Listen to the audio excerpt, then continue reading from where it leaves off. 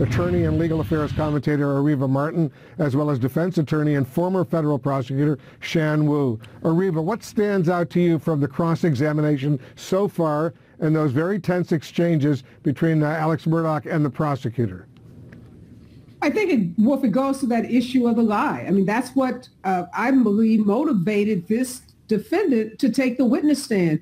There was going to be this lingering question for the jurors as to why is it that 10 witnesses came forward and said that they could identify Alex Murdaugh's voice on this videotape, but yet he continued to tell the police that he wasn't at the kennel just minutes before the prosecution says his wife and son were killed. So I think that exchange, everybody was waiting to see what the prosecution would do with that piece of evidence. And we saw what I think we expected. The prosecution went in hard on Alex Murdaugh about telling that lie, not once, not twice, but continuing to tell that lie throughout the entire time period, really until he took the witness stand today to try to give us an explanation for why he lied. And Shan, Murdaugh also admitted he lied. He admitted he was at the scene just before the murders. How big of a gamble is this testimony? Is it a mistake that his attorneys allowed him to go ahead and testify? Well, it's a strategic call. I mean, as I'm sure Areva knows, it's a very difficult choice, and you don't want to put a client on the stand because they're really at a great disadvantage there. This signals to us that they were concerned that that audio evidence is so overwhelmingly incriminatory that they had no choice but to put him on the stand, which causes a whole ripple effect. To put him on the stand, he's got to deal with the fact that he lied about it. He's got to deal with the fact that there's financial lies he committed. He defrauded clients. So it kind of opens up this whole cascade of stuff he has to admit to, and they're trying to turn that into, well, he's admitting all these other terrible things. He's an honest guy, but he didn't do this one terrible thing. That's a tough road for him, and I don't think, as a lawyer at least, I didn't think he did a very convincing job today, but you never know with a jury. It only takes one. Important indeed. Areva, is the defense strategy to portray Murdaugh as supposedly sympathetic, a sympathetic figure, is that strategy working?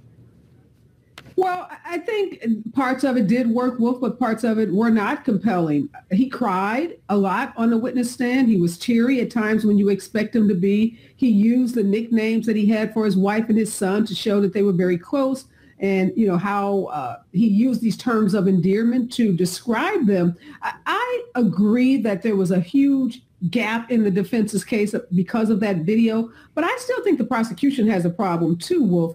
They have no gun. They have no murder weapon. They don't have an eyewitness, so all of their evidence is circumstantial. And they want the jurors, or they need the jurors to believe that a man that was that close to his wife and his son would blow his son's brains out simply to distract from his financial problems. Now, clearly the man is a liar. He's a thief so far based on all the evidence that's been presented. But that's a big leap from I lie and I steal money to I kill a wife and I kill a son who clearly, from all evidence, he was very close to. So I think if there are parents on that jury, I'm a parent, you're still going to be scratching your head saying, I don't know. I may not like this guy. I may not think he's the most honorable person, but I don't know if he had it in him to blow his son's brains out. Yeah. You know, Murdaugh also testified, Shan, about how his opioid addiction began. What effect do you think that will have? Well, they're trying to use it for a very positive effect to show that he had a problem. He was sympathetic for trying to wrestle with it, and that may have made him paranoid and caused him to, distrust the police who was telling them this lie about not being there. A little bit of a double-edged sword, though, and the prosecution doesn't even have to raise this point, but if he was that addled by the addiction, he might have been acting very irrationally at the time, and the jury might believe that this very opioid-addicted person went off into this paranoid frenzy and did slaughter his own family. So it's a double-edged sword, but again, it's something they have to put out there in making this really difficult choice to have him take the stand and expose him to the cross-examination.